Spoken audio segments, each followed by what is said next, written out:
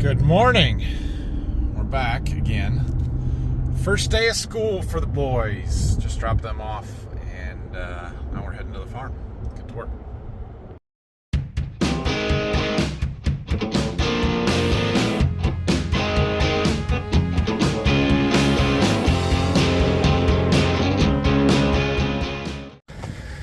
So we are back at the farm here. We'll talk about the last couple of days in a minute. But Dad has got our 7520 hooked up to our ditch bank mower.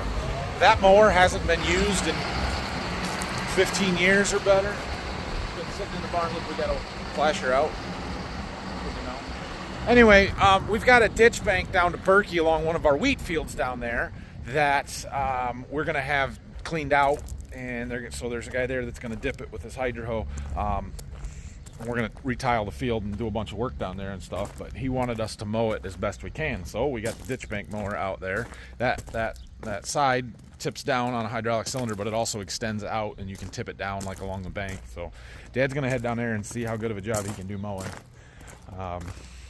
Yeah, see how that goes. So we may end up at Berkey this afternoon. I don't know, we'll see. I'm going to check in with Phil on the grain bin flooring project. We got some spraying I think we're going to do this morning. That's the first job I've got on the list. And we'll go from there. Look what I got from my John Deere dealer. Little mini, well, 64 scale 8RX on tracks. 24 row planter. This one's it's on tracks, but that's okay. Nice, nice. Question is, do I take it out of the box or not? I didn't take the 8RX out of that box. Pretty nice. I'll put it there for now. So, getting ready to spray. We got to get our shuttle of glyphosate out. So we're getting that. We need like 22 gallons. No, is that right? Yeah, 22 something gallons. We're gonna mix up enough for 90 acres.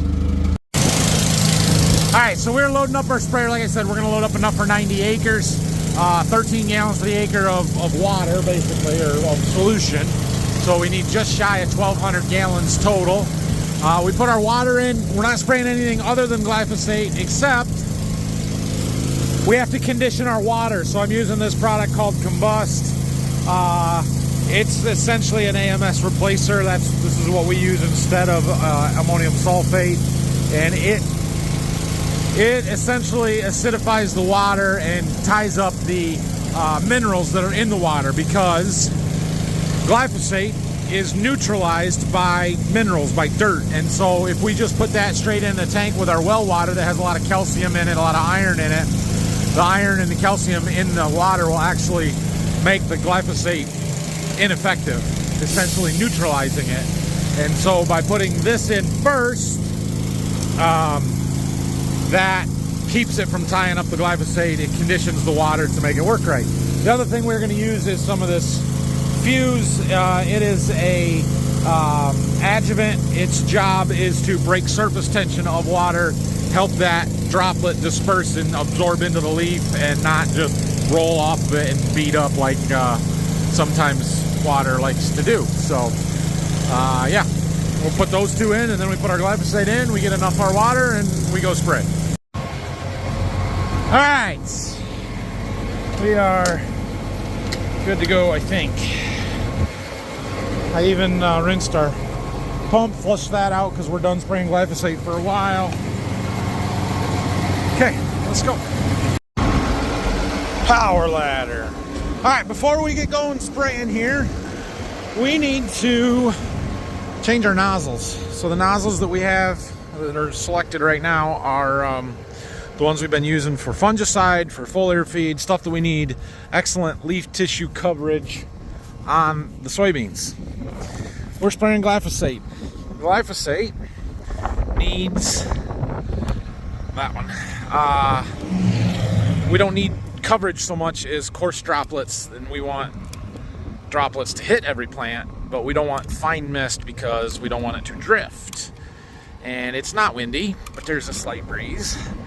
So we rotate our nozzles to one that provides a different spray pattern. We're going to use our flat fans and coarser droplets that will do what we need it to do. Glyphosate is a systemic herbicide, meaning that if you get a couple of drops on a plant leaf tissue, it takes it into that leaf and then redistributes it throughout the plant, killing the entire plant, not just where it touches.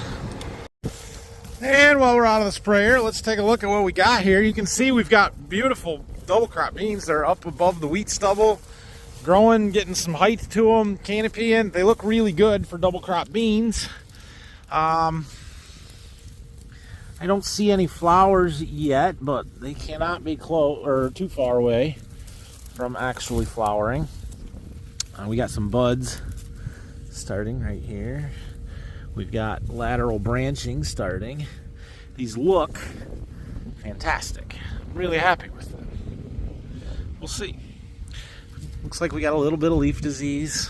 You can't spend a bunch of money putting insecticides and fungicides and all the growth or nutritional products and stuff on double crop beans, because there's just not enough time and potential for them to have super high yields. So the name of the game with double crop beans is keep your costs down.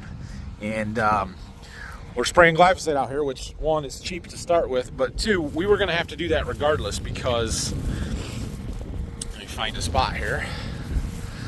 See here, this is where a windrow was, you know, the straw that we laid, and this is all volunteer wheat that we would have to come in here and kill off at some point, regardless of whether we planted these beans. Now, we would wait a little while on our other fields that don't have double crop beans in them. We're going to wait until October or end of September to spray it. But where we've got these beans, we don't want that volunteer wheat there to compete with them. So we're going to spray these a little earlier, kill it off. We've had plenty of rain at this point to get it all to germinate and to start growing. And that's why we've waited as long as we have, because we want to make sure all that wheat has sprouted.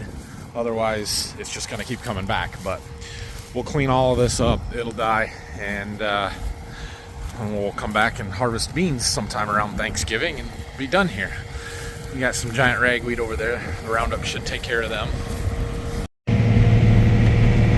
It's a little hard to see the actual pattern, at least on that side. Maybe a little easier on this side. But we're a single fan instead of twin jets where there's one forward and one backwards. It's these nozzles, so it's a very different spray pattern, different droplet size. Our pressure is lower, right? When we're spraying fungicide, we're running 50 to 60 pounds of pressure. Now we're only at 36, so bigger droplets and better spray pattern. Better for what we're doing, not better in general. The twin jets do a better job for the fungicide. That's why we use them. So we're making our way across here, and these double crop beans look pretty good. Like, we'll see. There's a long ways to go, right? It's what's today? 17th of August. So these were planted on the 9th of July, I believe. 10th, somewhere in there. They're just about to start flowering. They've got some potential. If we get an early end of September frost, nah, they're not gonna make it. If we don't get a frost until the middle of October, these could be really good. You know, maybe 30 to 40 bushel double crop beans is on the table for us, and that's a rare thing up here to get them to be quite that good. So we will see. All right, we're done here. So we're gonna head back to the farm. I just looked at the radar. They were calling for thunderstorms today, and I'm like, well, it doesn't look like thunderstorms. But there is a line of showers moving across Indiana and southwest Michigan heading this way, so we better not do any more spraying today, or at least to see what that's gonna do. Putting stuff back away now that we're done. So I put the Roundup tote back in there. I wanted to talk about where I was the last couple of days. So Tuesday and Wednesday this week, I was down in Louisville, Kentucky for the Sound Ag dealer kickoff meeting there. Sound Ag is the company that makes that Source soybeans, Source corn, Source TC, different products that we have used on some crops. I had used some of it last year on the soybeans, had decent results from that. We're trying it this year on some corn. Did some root digs there before I left for the last vacation, and saw some some differences. So potentially it's working and doing something. But anyway, technically I'm a dealer for them. Went to their kickoff, learned a lot about how this stuff works and what it is. It is fascinating science, if you ask me. Yeah, so we had a good time down there. I am fairly confident that I can pretty much sell this stuff wherever I want. So if any of you are farmers out there, whether you're close to me or not, and you have some interest in this, let me know.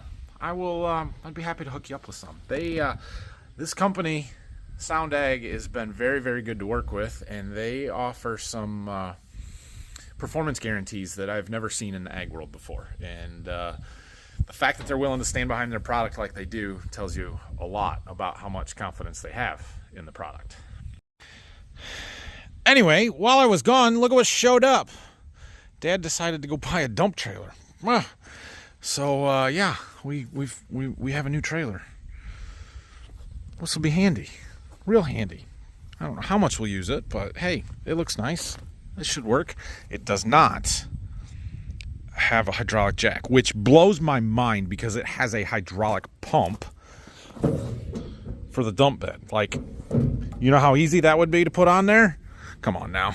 But that's okay. So it does have ramps, and the back doors swing open so that you can, load like the Gator in there, or ATV or something to haul it back and forth to Berkey or just more other farms or whatever. So yeah, this should be really nice.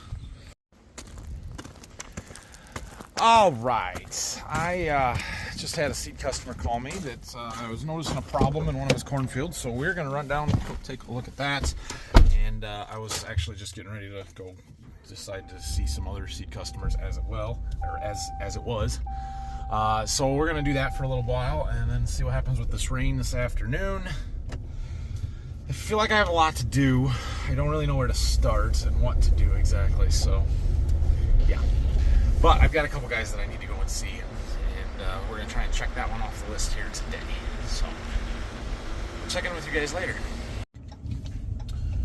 The rain is coming. It's starting to rain. So I talked to that first customer that had called me there, and well, I didn't film anything to be able to show you. I thought I would tell you what we were seeing there. So he called me because he was concerned, was walking some corn that has been tasseled or tasseling for 3 weeks now, and there's still fresh green silks that haven't pollinated yet, and I was concerned about the unevenness of it. So we went and walked, and certain areas of the field were worse than others, but yeah, he was seeing some of that, and I think it has a lot to do with our dry weather back in June and May, and where some of this corn got super uneven, and what it did was delay its maturity and its processes, and so it made it very uneven, and we're not tasseling evenly. And so yeah, we've had a 3 to 3.5 week long pollination window, and most of those years with the green silks, they're starting to turn brown. I looked at them, and they are pollinated for the most part. The silks are detached from the kernels,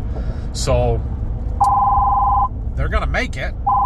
Sorry, phone call, spam.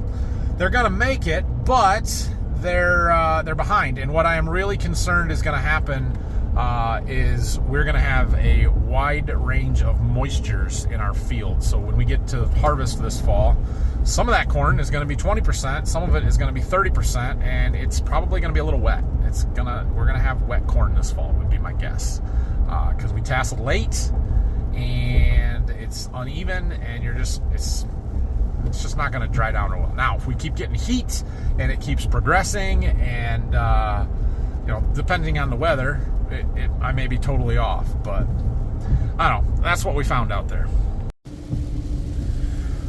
Well, I haven't been by our fields here at Berkey in quite a while with all the trips I've been on. We got a little volunteer corn out there, but it's raining, and I'm not walking fields in the rain, so this is what it is. The beans look pretty darn good. They're 2-2, so they gotta be pretty far along. I'd be surprised if we still have active flowers, because we're the 17th of August. Probably in about 2 weeks they're gonna be starting to get ready for harvest. So yeah, I don't like the volunteer corn out there, but other than that, they look really good. Barn roof looks nice. painted, got soffit under there with lights in it. Looks great. Dad's done a heck of a good job. Just pulling in here and check stuff out real quick. Dad was down here today, but you don't see him, and there is the tractor. So he must have taken a pickup and went home, which is fine. Got a nice clover stand growing out there in our wheat stubble. So we are going to do some tiling in this field as well, but looks like that's a September, October project. Not going to happen anytime soon. Ah, it's raining on me. We do have a excavator sitting there because we're going to dip the ditch out up here.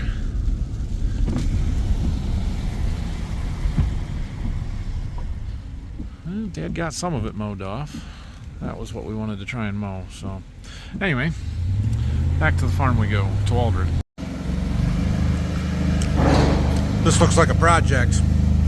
Wonder what we're doing. Burn barrel, it sounds like. Because he moved our burn pile, so now we need somewhere to take our trash.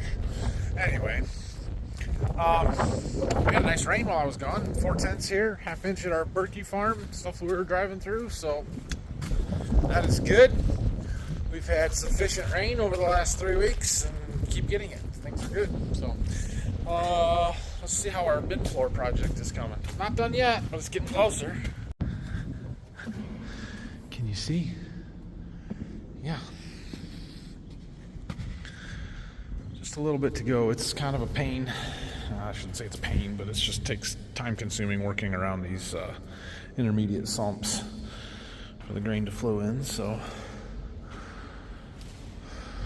we're getting there. We're not. I'm not. I haven't done anything hardly. Phil is doing it all. But yeah, most of the way across. So I don't know where he's at now, but hopefully we can get this finished up tomorrow.